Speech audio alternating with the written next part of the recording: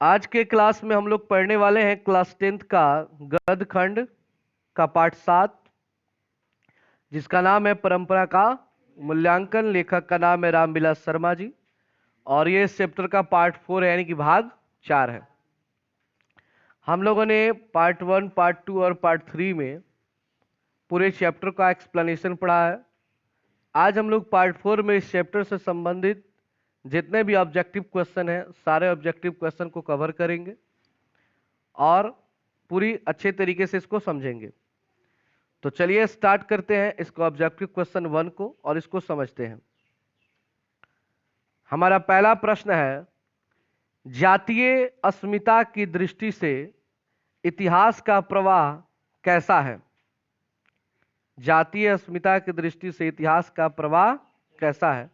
तो option number A है विच्छिन्न, बी नंबर है अविच्छिन्न, सी नंबर है विच्छिन्न और अविच्छिन्न दोनों, और डी नंबर है इनमें से कोई नहीं।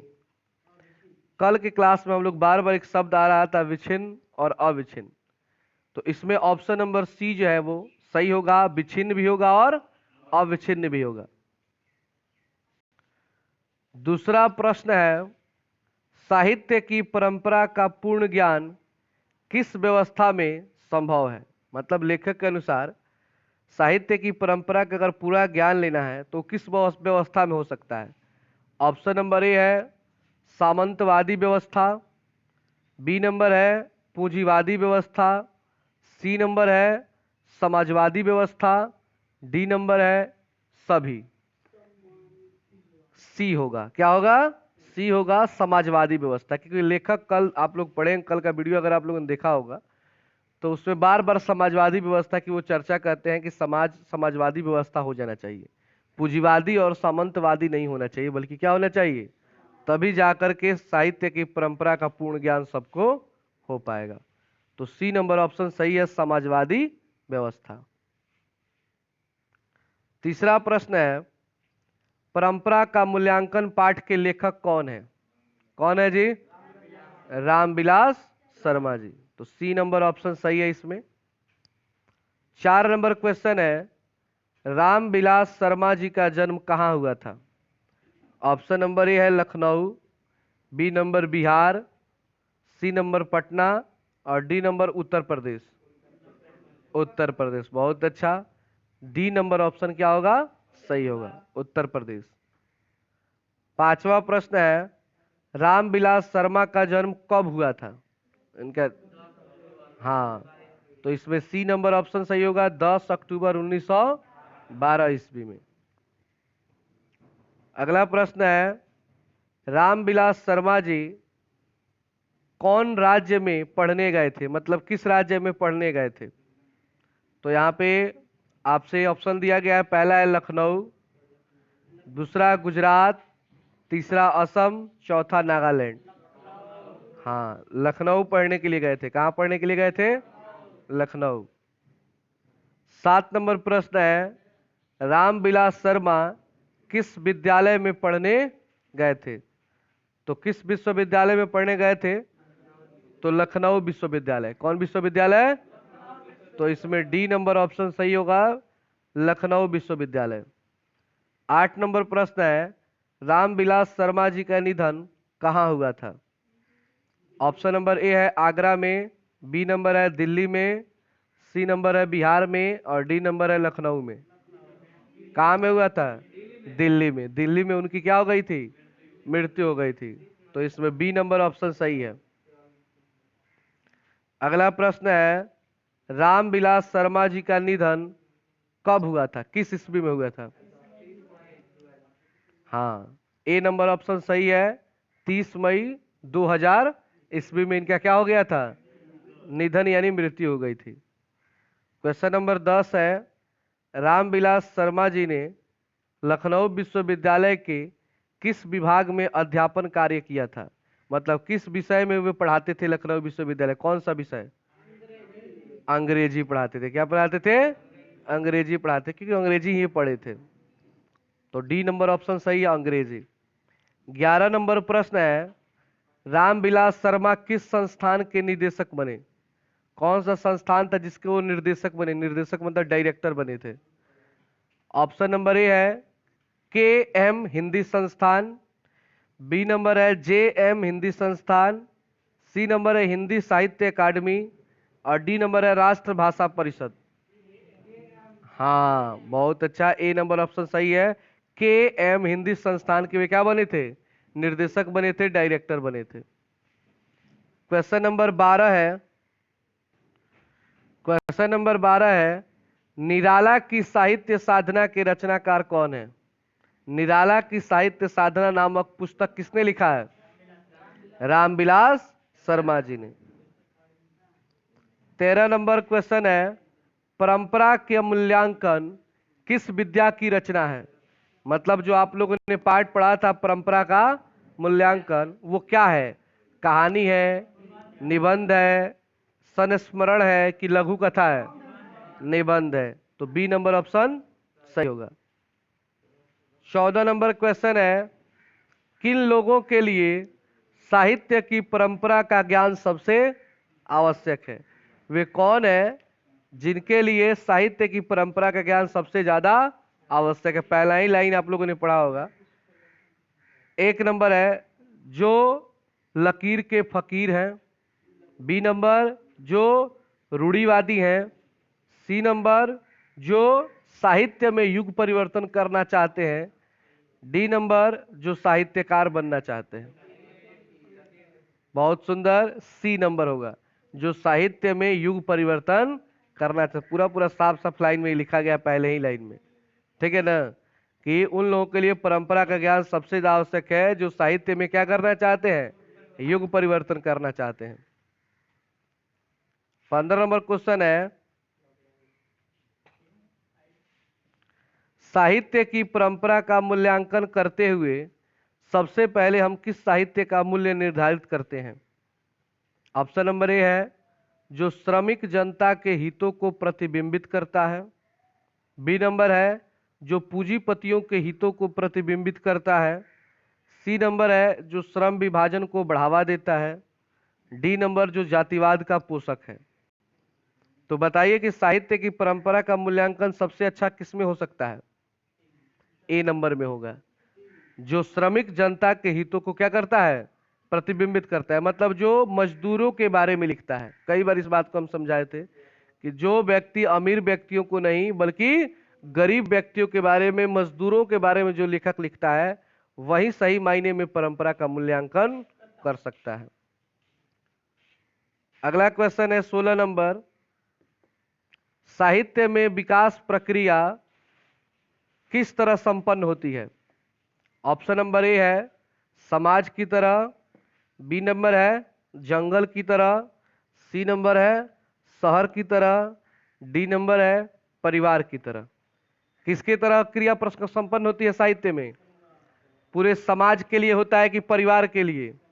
पूरे समाज के लिए होता है। कोई भी साहित्य एक आदमी के लिए नहीं बल्कि पूरे समाज के लिए होता है, तो 16 का ये नंबर सही होगा। 17 नंबर, साहित्य सापेक्ष रूप में होता है पराधीन, बी नंबर है स्वाधीन, सी नंबर है कालाधीन, डी नंबर है राज्य अधीन। किसका अधीन होता है? स्वाधीन होता है। हर साहित्य स्वाधीन होता है, स्वतंत्र होता है, वो किसी के गुलाम नहीं होता है। तो यहाँ पे बी नंबर ऑप्शन सही होगा, स्वाधीन।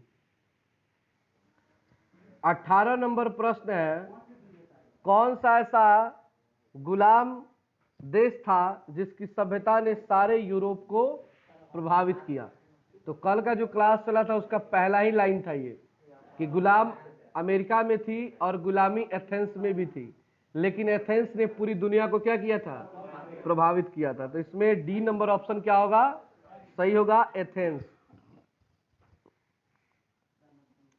19 नंबर क्वेश्चन है, साहित्य के निर्माण में किनकी भूमिका निर्णायक है? मतलब कोई भी साहित्य का अगर निर्माण होता है तो सबसे अधिक भूमिका किनकी होती है जो निर्णायक होती है? तो कल आप लोगों ने पढ़ाया था प्रतिभाशाली व्यक्तियों की, कि जो प्रतिभाशाली व्यक्ति होती है उन्हीं की जो भूमिका होती है वो क्या होती है? निर्णायक होती है। तो इसमें ऑप्शन नंबर ऑप्शन ए जो सही है, प्रतिभाशाली मनुष्यों की। 20 नंबर प्रश्न है, किस वर्ष की क्रांति के बाद रूसी और गैर रूसी जातियों के आपसी संबंध में बहुत बड़ा परिवर्तन हुआ? यानी रूस में कौन सी क्रांति कब हुई थी वो? 1917 में। बहुत बढ़िया। 1917 में जो क्रांति हुई थी उसके बाद रूसी और गैर रूसी जातियों के जो संबंध था वो सुधर गया था। तो सी नंबर ऑप्शन सही है, 1917 की क्रांति। फिर अगला क्वेश्चन है 21 नंबर, हमारी राष्ट्रीय आवश्यकता क्या है? मतलब लेखक के अनुसार राष्ट्रीय आवश्यकता क्या है? ऑप्शन नंबर ए है समाजवाद, बी पूंजीवाद, सी जातिवाद, डी परिवारवाद। समाजवाद, क्योंकि हमेशा लेखक ने किसका प्रोत्साहन किया है? समाजवाद का। तो यहाँ पे ए नंबर ऑप्शन सही है, समाजवाद। 22 नंबर क्वेश्चन है, साहित्य की परंपरा का पूर्ण ज्ञान किस व्यवस्था में संभव है? तो समाजवादी व्यवस्था में। किस व्यवस्था में? समाजवादी व्यवस्था में। 23 नंबर क्वेश्चन है, समाजवादी व्यवस्था किस संस्कृति से नाता नहीं तोड़ती? वह कौन सी संस्कृति है जिससे उसका नाता नहीं टूटता है, वो उससे मतलब जुड़ी रहती है? तो ए नंबर है पश्चिमी संस्कृति, यानी पाश्चात्य संस्कृति भी कहते हैं। बी नंबर है अर्वाचीन संस्कृति, सी नंबर है प्राचीन संस्कृति, डी नंबर है नगरीय संस्कृति। प्राचीन संस्कृति। क्या होगा? प्राचीन संस्कृति से समाजवादी व्यवस्था का कभी नाता नहीं टूटा है। लेखक बताते हैं कि जो व्यक्ति समाजवाद को मानता है उसका जो संबंध है प्राचीन संस्कृति से वो कभी भी टूटता नहीं है। तो सी नंबर ऑप्शन सही है। 24 नंबर प्रश्न है, परंपरा का मूल्यांकन किसकी पुस्तक है? किन्होंने इस पुस्तक को लिखा है? रामविलास शर्मा जी। 25 नंबर क्वेश्चन है, प्रगतिशील आलोचना का विकास किनमें होता है? पहला धर्म के ज्ञान से, बी नंबर साहित्य की परंपरा के ज्ञान से, सी नंबर कला के ज्ञान से, और डी नंबर इतिहास के ज्ञान से। किसके ज्ञान से प्रगतिशील आलोचना का विकास होगा? साहित्य की परंपरा के, क्योंकि पाठ का नाम यही ना है, साहित्य की परंपरा के ज्ञान से। 26 नंबर प्रश्न है, सभ्यता का हर स्तर क्या नहीं होता? ए नंबर वर्ग धर्म युद्ध, बी नंबर कर्म युद्ध, सी वर्ग युद्ध, डी द्वंद्व युद्ध। तो सभ्यता का हर स्तर क्या नहीं होता है जी? तो वो है वर्ग युद्ध। क्या होता है? वर्ग युद्ध। 27 नंबर प्रश्न है, साहित्य सापेक्ष रूप में क्या होता है? पराधीन, बी नंबर जड़, सी नंबर परतंत्र, डी नंबर स्वाधीन। अभी कुछ ही देर पहले ऐसा सवाल मिला था लेकिन ऑप्शन दूसरे टाइप का था, इसमें ऑप्शन बदल गया है, क्वेश्चन वही है। तो कभी भी रहे तो साहित्य हमेशा स्वाधीन, स्वाधीन का अर्थ होता है स्वतंत्र, आजाद होता है। 27 नंबर प्रश्न है, एथेंस किस महादेश में आता है जी? किस महादेश में है? यूरोप महादेश में। तो ए नंबर ऑप्शन सही होगा, यूरोप। 29 नंबर प्रश्न है, वायरन किस भाषा के कवि हैं? आप लोगों ने पढ़ा कि कवि एक वायरन थे, वो किस भाषा के कवि है? ऑप्शन नंबर ए है हिंदी, बी है संस्कृत, सी अंग्रेजी, डी फ्रेंच। किस भाषा के हैं वो? अंग्रेजी भाषा के। अरे अंग्रेज हैं तो अंग्रेजी भाषा के होंगे। 30 नंबर प्रश्न है, निराला की साहित्य साधना किनकी कृति है? मतलब किन्होंने लिखा है इसको? रामविलास शर्मा जी। 31 नंबर प्रश्न है, निराला की साहित्य साधना कितने खंडों में रचित है? मतलब कितने खंडों में बटी हुई है निराला की साहित्य साधना? तो ऑप्शन है 2 खंडों में, 3 खंडों में, 4 खंडों में, 5 खंडों में। तो आप लोग डिटेल का जब पढ़ेंगे वो परिचय उसमें दिया हुआ है कि निराला की साहित्य साधना 3 खंडों में बटी हुई है। कितने खंडों में? 3 खंडों में, मतलब पार्ट 1, पार्ट 2 और पार्ट 3। 32 नंबर प्रश्न है, प्रेमचंद्र और उनका युग किनकी रचना है? रामविलास शर्मा जी। अरे इस चैप्टर में कोई भी अगर पुस्तक लिखने का बात आएगा तो ज्यादातर कौन होंगे? रामविलास। लेकिन आपको याद रखना है क्योंकि एग्जाम में थोड़े ना इसी चैप्टर से कोई जरूरी आएगा, तो आपको याद रखना है कि प्रेमचंद्र और उनका युग किसने लिखा है? तो रामविलास शर्मा जी ने। 33 नंबर प्रश्न है, लैटिन कवि कौन है? किनको लैटिन कवि कहा जाता है? इसमें 4 को नाम दिया है। पहला ए नंबर वर्जिल, बी नंबर है वायरन, सी नंबर है शेक्सपियर और डी नंबर है रेनर मारिया रिल्के। वर्जिल कौन है? वर्जिल। वर्जिल को लैटिन कवि कहा जाता है। कौन कवि कहा जाता है? लैटिन कवि कहा जाता है। 34 नंबर प्रश्न है, तार सप्तक में कितने कवियों की कविताएं संग्रहित है? तार सप्तक जो पुस्तक है उसमें कितने कवियों ने कविताएं लिखी हैं? तो ऑप्शन नंबर ए है 4, बी 5, सी 6, डी 7। तो इसका नाम ही है तार सप्तक। सप्त मतलब क्या होता है? 7। तो 7 कवियों की रचनाएं इस किताब में है। कुछ नाम से ही पकड़ना चाहिए। सप्त मतलब 7 कवियों की रचना है इसमें। 35 नंबर क्वेश्चन है, अज्ञे। अज्ञे जो है जिनको कहा जाता है बद्री नारायण चौधरी, और इनका शॉर्ट फॉर्म क्या है, दूसरा नाम क्या है? अज्ञे कवि। आप ही लोग के किताब में आगे मिलेंगे कविताओं में। तो अज्ञे ने तार सप्तक कब संपादित किया, मतलब कब छापा था इन्होंने इसको? तो वो सन था 1943 में। याद कर लेंगे, अज्ञे ने तार सप्तक कब संपादित किया था? तो 1943 में। 36 नंबर क्वेश्चन है, शर्मा जी ने पुरस्कार की राशि किसे दान स्वरूप दिया? शर्मा जी का समझते हैं ना, रामविलास शर्मा जी। तो उन्हें जो पुरस्कार की राशि मिली थी, उन्होंने उस राशि को, धन को किनको दान दे दिया था? तो पहला ऑप्शन है गरीबों को, बी नंबर है बेरोजगारों को, सी नंबर है भारत सरकार को, डी नंबर है राज्य सरकार को। तो भारत सरकार को उन्होंने जितना भी अपना धन मिला था क्या कर दिया? दान कर दिया कि आप इसके लिए, लोगों के लिए काम कीजिएगा। ठीक है ना। 37 नंबर प्रश्न है, आदिम का शाब्दिक अर्थ क्या होता है? मतलब आदिम का अर्थ क्या होता है? तो बताए थे हम आदिम का अर्थ क्या होता है। पहला ऑप्शन है अति प्राचीन, प्राचीन में भी अति प्राचीन। बी नंबर अति सुखदाई, बी नंबर अति सुंदर और डी नंबर अति क्रूप। क्या होगा? अति प्राचीन। नहीं बताए थे कि आदि मानव को कहा जाता है, और आदि मानव कब थे? प्राचीन से भी पहले प्राचीन में थे, वो अति प्राचीन समय में थे। तो ए नंबर ऑप्शन सही होगा। 38 नंबर क्वेश्चन है, परंपरा का मूल्यांकन साहित्य की कौन सी विद्या है? तो ये क्वेश्चन पहले भी आ गया है, अभी भी पूछ रहा है, लेकिन ऑप्शन चेंज है। इसमें ऑप्शन नंबर ए है आत्मकथा है, उसमें था कि कहानी है। बी नंबर है रिपोर्टाज है, सी नंबर है संस्मरण है, डी नंबर है निबंध है। क्या होगा? निबंध। कुछ भी हो ऑप्शन ध्यान रखना है कि हमेशा क्या होगा? ये निबंध होगा। 39 नंबर क्वेश्चन है, हरिश्चंद्र किसकी रचना है? तो doctor Ramvilas Sharma. 40 number question, Harishchandra Sharma की मृत्यु कब और कहां हुई? यहाँ पे मिस्टेक से हरिश्चंद्र शर्मा हो गया है, रामविलास शर्मा होगा।